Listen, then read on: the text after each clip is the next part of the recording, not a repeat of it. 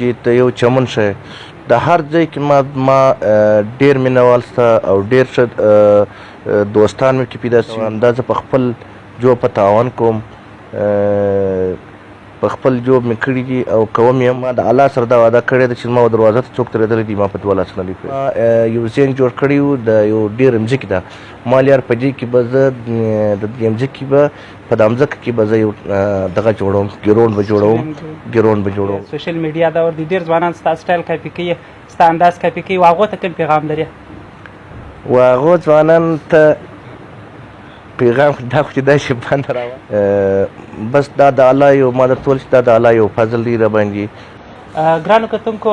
نن را سره په مجلس کې میلمه د مظلوم ولسي تحریک سربراه مشر حاجي صادق خان اچکزی را سره میلمه دی. حاجي صاحب ستړي مه شئ او مجلس پروګرام ته په خیر راغلاست. ستړی مه شئ څنګه په خیر خیریت یې. ستاسو مظلوم ولسي تحریک په داسې وخت کې د چمن په ښار کې ښکاره سو نمودار سو چې دلته نورې سیاسي پاچاهانې ډېرې زړې سیاسي پاچاهانې هم روانې وللې. آیا هغو ته تاوان ورسېدی که یا تاوان به خامخا رسېږي تاوان کې زه دا نه وایم چې تاوان به نه رسېدلی خامخا به تاوان رسېدلی بلکې که زه دا درته ووایم چې ته یو چمن شې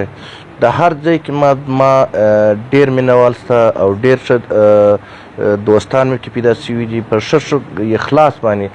که دا درته وایم چې ما ته ډېر د پارټۍ ته به یو څوک 50,000 یو 10,000 دا چانده ورکوي ما ته په خلکو ډېر غټ غټ چاندو دپاره ما ته پرزونه شوي دي تر اوسه پورې ما دا شی تر اوسه پورې جوړ کړی نه دی زه چې کوم څه د کوم د خپل په موټه په زور باندې کوم د انډوالانو موږ په د هر انډوال د خپل د جوب خرڅ راوړي په د تاریخ کې مصرفوي خو موږ په خپله دا شی نه دی خوښ کړی چې موږ تر اوسه پورې د بل چا څه واخلو دا تېر وار ته یادېږي چې دا اوس موږ په کوم په د سیلاب چې راغلی حالانکې ما یو 50 کسانو ته وویل 50 کسان 7 کسانو ما ته یو 50 لکه روپۍ راکړي یو 50 لکه چې یو پارټۍ پیدا کړي دا ډېر غټ مشکل خبره ده نو موږ سره د الله مدد را سره دی بیا موږ خصوصا د ځوانانو په محبت کې موږ الله پاک موږ په خپله بیا پر مخ باندې انشاءالله امید مې شته والا ته چې نور هم پر مخ تېر سیلاب راغلی لکه څنګه چې مخکې تاسې هم ذکر وکړئ تاسو د عوامو سره ډېرې مرستې وکړلې خاص کر د وړو او د غوړۍ په صورت کې آیا له دې څه پرته نورې مرستې هم وسولې که خالي صرف دغه ولې یا موږ په دې کې نور ما درته وویل چې یادېدن خو ډېره بده خبره ده شاید ما داسې کارونه پکې کړي چې ما د خپل نه صدر په خبرې نه دا نور په خبرې ما په دې کې ډېر نور غټ غټ کارونه هم کې کړي دي خو هغه موږ وایو چې دا کوم چې څه کوو د الله دپاره یې کوو چې وایي چې موږ دا زار نشي دا شی ته په خپل ذاتي خرڅ باندې کوي که یا مطلب یو بل څوک هم ستا سره مرسته کوي در ما درته وویل چې دا اوس ما کوم چې ما وکړل دا یې 6 کسانو ته ما وویل دا بیا ما دا محسوسه کړل چې د دې څه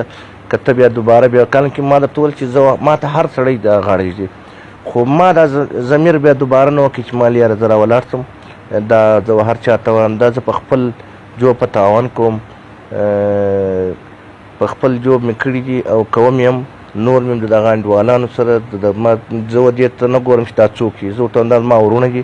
د کوم د انډوالۍ په خاطر لا دونې نه ګورم زه هر سړي ته د ورور په سترګه ګورم تاسو ستاسو مرستې یوازې په چمن کې وکړئ که د چمن څخه بهر یا د ضلع کربلا څخه د باندې ما درته وویل چې ما دی ځای به ما نه پرېږدي چې ما نه کړي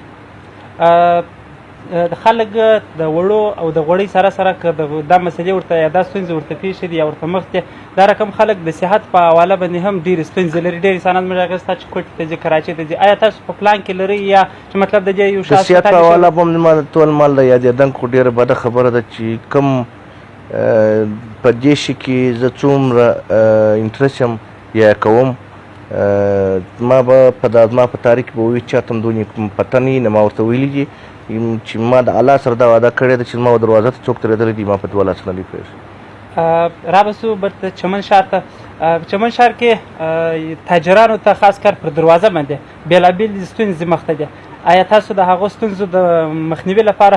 ګامونه پورته کړي دي؟ امید شته چې زه په دا 3 ورځو کې د جي اف سي سره ووینم په دې باره کې امید مې دا شته چې زه هغه ته د خپلې ستونزې کښېږدم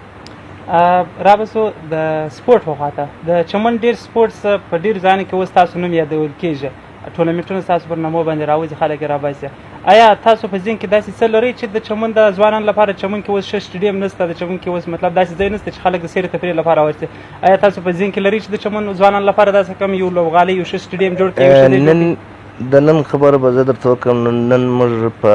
یو فوټبال موږ په نامه تللي وو، موږ هغه ولاړو، موږ مې خونساسي وو. ته په الله یقین وکړه زما په دا کې ډېر سخت سوچ بند شو. یعنې کې یو چاته ما دا وویل زما زموږ منیسټر ته یو درخواست ورکړه، نور ذمهداري زما ده چې صرف یې سار زما نوم پکې بدنام نه شي چې یاره دا سړي د خپل ځان لپاره یو کار وکړي. الله محمد ته ما وویل، علي محمد نومیږي که علي محمد چیش نومیږي دا د سپورټ محمد علي، دې ته ما یو درخواست ورکړه، نور زه پوه زما کار پوه، زما ذمهواري ده چې زه څنګه پکوم او په دې خصوصي دا په دا وخت کې دا کوم د باکسین په حواله باندې دا زارج کوم دي منیسټر چې دی دا یو وخت ماله دا زموږ عاجزان دا شراله ما ته ویل دا مسله ده. بیا زه راولاړ شم اصغر خان ته مې ویل چې مال اصغر خانه د الله مال دا کار زه خامخا غواړم. نو داسې امید مې حالات شته چې په خپل په وس کې مې نه دونې مې په وس کې شته چې یو منیسټر یا یو دوست یو قریب در لاس ونیسم چې چاله ورولم. ما په خپل ضمیر هم دا شی دغه کوي، بلکې به دا هم درته وایم چې ما یو ذهن جوړ کړی و د یو ډېره مځکې ده، ما یار په دې کې به زه د دې مځکې به په دا مځکه کې به زه یو دغه جوړوم، ګراوند به جوړوم. امید مې شته حالات که الله سره منظوره کړم. بالکل د دوو شیانو زه ډېر سخت دغه یو د تعلیم یو د صحت. د صحت ته به دا زه په ایمان درته وایم، ما د خپل تاریخ ما هغه ورځ وویل ما یو ځای به کیمپونه لګوي، یاره دا به د الله لپاره دا یو رضا به دا یو کار کوي. نو خو وس ناوسي خبره ده چې انسان کې وس د وس په مطابق باندې به انسان هر قدم کېږي. رابسو یو ستا ذاتي پوښتنې دي دوې دانې دي. اوله دا چې ځوانانو ته کوم ډېر ځوانان په نن وخت کې سوشل میډیا دور دی، ډېر ځوانان ستا سټایل کاپي کوي، ستا انداز کاپي کوي، هغو ته کوم پیغام لري؟ هغو ځوانانو ته پیغام دا خو چې دا شی باندې راواچول خو بیا به هم ووایم مسله نشته. هغه ځوانانو ته زما غټ پیغام دا دی چې دا کوم فصل کې 5 کسان ناشماره دي، هغه به مالدار وي، هغه به وزندار وي، هغه به یو شټیل به کولی شي. چې کوم ځوانان چې یا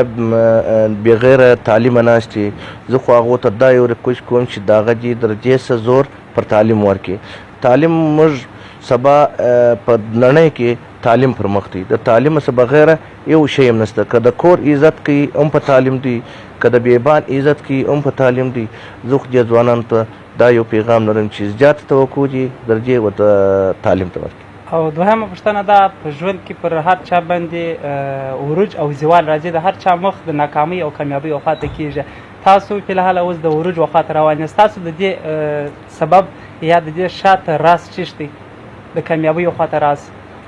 د کامیابۍ وخواته راز بایجان ډېر خلک به هر څه مثالونه پر ما باندې کوي، بس دا د الله یو ما درته ویل چې دا د الله یو فضل دی را باندې. زه دومره اچت نه یم، در هر قوم در ما ډېر ښه سپین ږیري شته، در ما ډېر ښه ځوانان شته، در ما هر څه دغه شته. خو کامیابي دا ده چې سړی د خپل کور اول یې د کور څخه شروع کړي، د کومه څخه نیولې د بیابان، چې د هر چا عزت چې وکړي، احترام یې وکړي، دا د کامیابي غټه کامیابي ده. ډېره مننه کور ودان چې موږ ته یې وخت راکړی. مهرباني.